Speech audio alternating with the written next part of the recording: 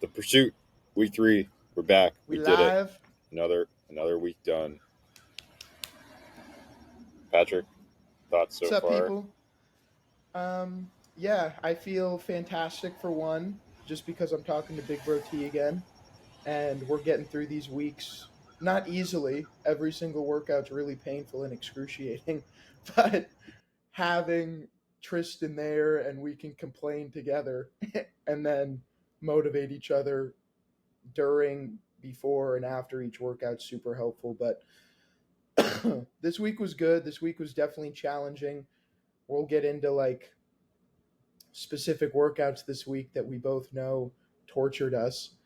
But it's something I can start with is I've had like weird Achilles, shin, foot pain just randomly on certain runs and certain workouts. And it's definitely because of transitioning to like a partial carbon foot plate shoe. But I'm finally like starting to really get used to them, which is good. So the only real pain I had this week was during my long run yesterday. And it's the same crap that always happens. It's like the first 2, 3, 4 miles are really painful every single step, like pulsing, aching pain. And then, like, I just hit something. I like break through a wall and I feel better than I felt all week. So I think it's coming along. I am with the distance runs using the non-carbon footplate shoe, and that seems to be helping a lot. Just kind of with the transition, I'm only using the carbon um, for speed days, so that's a really big positive for me. Just dealing with less pain throughout all this and avoiding injury. What about you? Yeah, just off what you said, I think you not using the carbon plates every day is going to help that. Like, I know I hardly ever use my carbon plated shoes, and the days I do use them, they're either super long run or like a hard interval day. But where I'm traveling right now, I don't even have carbon plated shoes with me. So I'm doing all these interval days just in the normal like cushion shoes. So uh, just I know when I get back to the carbon plated shoes, like it's just gonna feel like a jump, and like my times will show that, which is cool.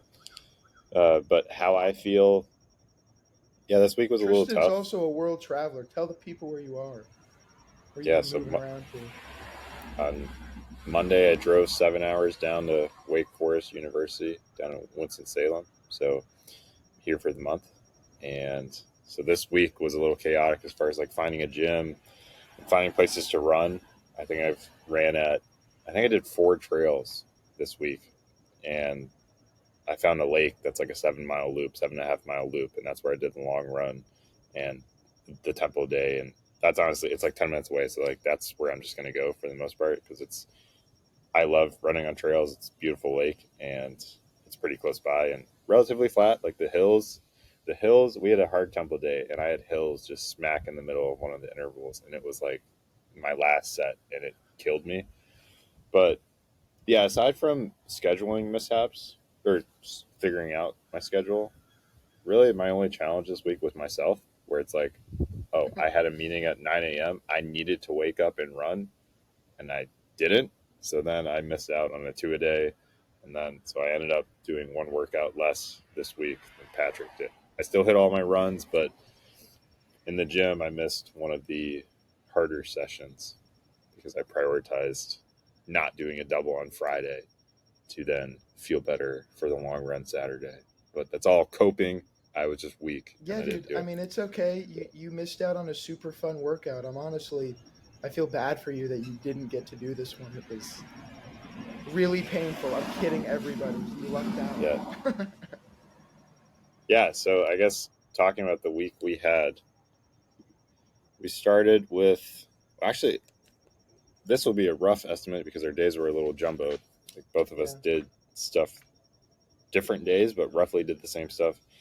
We had 4 mile easy run. We did a tempo day that was 2 minutes fast, 2 minutes slow, repeated 8 times with like a mile warm up, mile cool down. So that totaled about 4 to 5 miles. And then there was a tempo day, which was, this was the hardest run we've done in a long time. It was a kilometer warm up, and then 4 sets of 8 minutes the sheet said 10 to 20 seconds faster than your Hyrox intended time.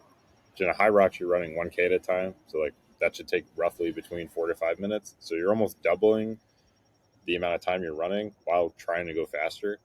So basically, it was just an all-out run for 8 minutes, and you had 3 minutes rest, and you did that 4 times, and then you finished with a kilometer. And like, when I hit hills on my fourth set, and I was just like, I gave it everything I had. I just couldn't go faster. But like, so that was a huge tempo day. And then we had 2 days in the gym.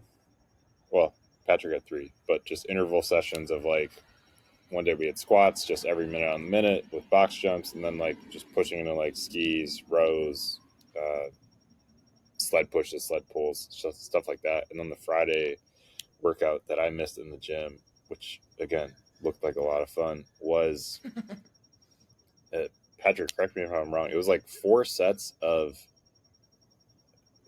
3 workouts, and you had to do them all in 5 minutes, and then you had to do it twice. And like, Correct. There was really like no rest in those 5 Yeah, minutes. so for people like Tristan and I who have never done a Hyrox before and we're learning all the techniques properly and we don't necessarily have like a fully efficient setup, we're in public gyms sharing stuff with other people, things are spread out. You're supposed to do all of these workouts in these 5-minute intervals, and it was projected to have like a 30-second to a minute rest. Didn't get any of that, just because once again we're new to this, we're trying to just become as efficient as possible with these movements. But like, this is showing what the pursuit is all about. We're jumping into things that we have no experience with and getting our butts handed to us.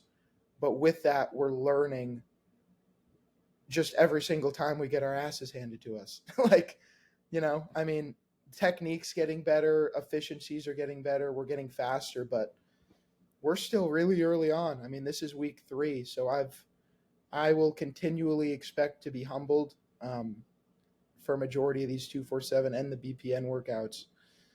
But yeah, it was not a fun one. Pretty much no rest for all 3 of those different 5-minute workouts.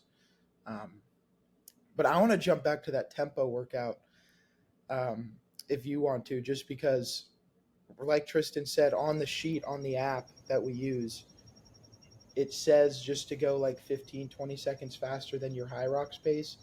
Tristan, our Hyrox pace, we're aiming for like 7:45, right? Or something lower. I was hoping for 7 minute, but yeah, so 7 like minute, you're right. 7 minute mile pace on the K, which I think is off the top of my head, it's like a 4:15 K, maybe 4:10. So I misspoke. Right, so it's even lower. So it's a 7 minute, and basically for 8 minutes during that tempo workout, I can't go any faster than that. So it's just basically an all-out sprint. 4 sets of 8 minutes is an all-out freaking sprint. Tristan was talking hills. I was going through hills too, and that did not add any fun to this process. But that was my least favorite, but also my favorite, because it's like, this is real now. This is what it's going to feel like, I think, during the event. Just an all-out sprint. Yeah. Not really being able to think much about pacing, about anything. Just get it done.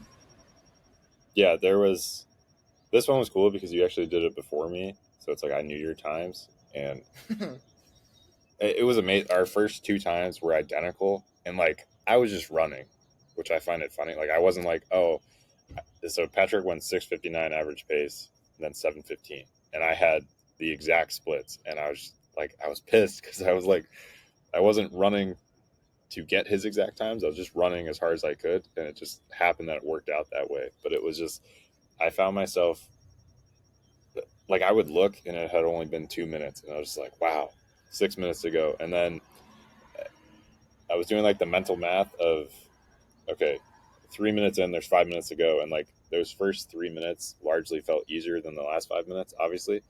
But then I would get down to the final 2 minutes, and I was like, all right, that's 120 seconds. And then like with 1 minute, it was like, you can do anything for 1 minute, just do it. But it was like, it was so hard to not stop.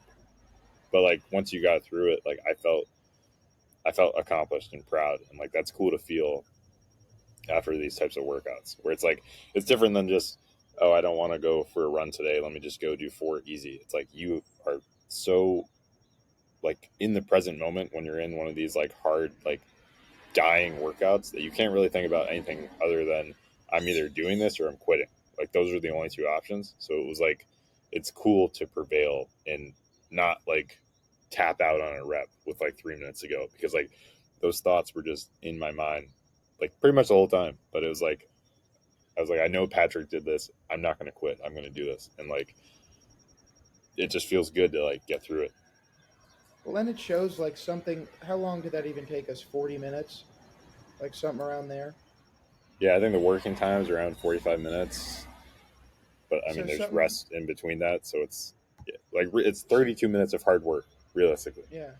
So just like 45 minutes of pain one day, just you and your thoughts and this hard workout after makes you feel like you're on top of the world pretty much, and you feel super proud of yourself. You want to just keep doing other stuff in that day just to keep moving yourself forward. Not even working stuff, like working out stuff, like it could be work stuff, it could be a side hustle thing. Like I get a lot of energy from destroying our bodies with these workouts, if that even makes sense, because the mental side of it, like T said, like I feel really proud of myself and I feel really good about myself. And I'm thinking, like, I did not want to do that leading up to it. And through the entirety of it, I did not want to do it. But now it's done. And I got through that. So it's like, what else can I be doing today that I don't want to do, but is a necessity to be moving myself forward to become the person that I want to become. So I Yeah, that's why I really like that workout. Like that was a perfect example, and it yeah, emulated just hard work doing things you don't want to do but you know you should do will make you feel better. yeah. It's kind of like to that point where if you zoom in, like it's 45 minutes, like that's a small amount of time, but Here to sorry. in the moment it really sucks. But if you zoom out, like to the full day, to now like we're talking in reflection of the full week, it's like we did that every day for a full week, and this is week 3. It's already day 21. Like we've Mhm. already gone almost a full month in this process, and we still have so far to go. But it's like when you zoom out from the like hour of hard work you're putting in, you can actually like begin to see the true progress. And I want to bring this up just on the aspect of like not quitting, and I guess like feeling proud, and then just having this certain level of accountability that we have because we're doing this together.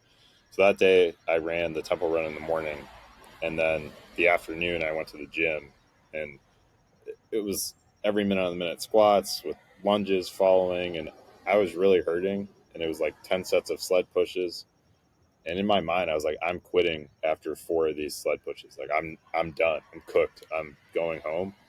And I was like, Patrick wouldn't quit. So maybe I'll take some weight off the sled, but I'm going to do 10 sets. And then I was telling myself, okay, I'll leave after the 10 sets of sled because it was a 1K row, 1K ski, and it's supposed to be 1K run. I didn't do the run because of how much I ran in the morning. So like, but like as fast as you can. And I was like, no, I'm just gonna do the sled pushes and leave. But then as I was sitting down with my bag, I texted Patrick, and I was like, texting you because now I'm gonna go walk over to the ski and do it. And I was gonna leave, but now I'm not gonna leave. And it's so like I suffered on the ski, I suffered on the row, but then like leaving, I felt so much like prouder about myself that I didn't quit the workout, even though I really wanted to. So it's yeah, Mhm. it's like we talked about it before, but it's like this is just continuous. Like every day, it seems like we're like conquering these demons of like, yeah, you could quit. The easy path is to quit, but it's like, let's actually finish and be proud. So it's like I really like these feelings, and like you don't normally get this when you're just going to the gym and like lifting.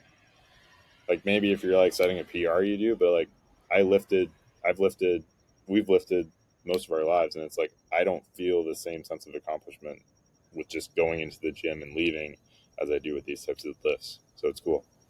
I completely agree. Like having this type of strenuous structured plan is something I've never experienced before, and it is a really good positive feeling after you do what you said you were supposed to do. Um, and also, yeah, just going back to the accountability, that makes it way easier to not quit because I'm the same way. I go through half of these workouts and I'm like, oh my God, how am I only through half of this? But Tristan did the whole thing and he sent me his numbers. So I'm like, I got to get it done too. It's inevitable. Like it's the inevitable evil. It becomes reality, honestly. Like we look at these workouts now and it's like that looks horrible, but it's the reality for Wednesday of next week. And like I don't know about you, I don't really have emotions towards them leading up anymore. During, yeah, I obviously get the thoughts of quitting and things like that, but like it's reality now for us. We're 3 weeks in, like this is what we're doing. Um, and Yeah. also going back to what you said about the sled pushes and like taking weight off, like I'm because we're beginners and like we respect this game that we're trying to jump into. Like I have no issue doing that either, just to finish it. And like week 1 and 2, I wasn't really thinking that way. I was like, it has to be this weight, and I have to get through it no matter how long it takes or like whatever. And that's kind of makes it easier to quit because it's like if you don't adjust something, it's like this is literally impossible for me right now. But like if you take a plate off of a 350-pound sled, it's like that's not really the biggest deal. Like you're still getting the reps in, you're still doing the movements, and you're doing it to its full extent.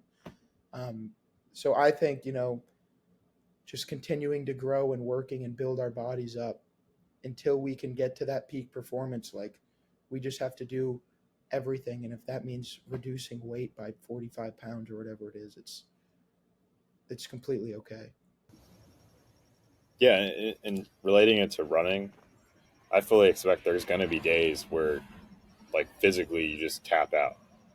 And it's about mentally, like, can I turn this into a run walk and still get the time on feet? Or am I fully quitting and being done? And, like, there's certain levels that we're definitely going to encounter along this journey because this is not like a wake up tomorrow and we're done. This is a 16 to 18-week process where, like, every day is a brick being laid for the ultimate, like, payoff, which is the race or the event. So it's kind of it's suffering in the moment, but having the ability to remove the ego to say, okay, I've had a bad day, but I'm coming back tomorrow. And it's like just a reset period where, like, today still matters, even though I had a bad day, and tomorrow I'll be better.